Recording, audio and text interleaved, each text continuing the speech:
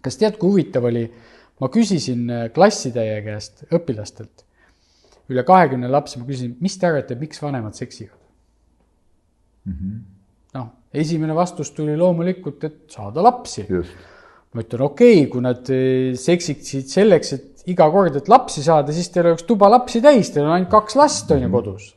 Aga nad seksivad tihedamini. Ja tegelikult peab seal veel midagi olema.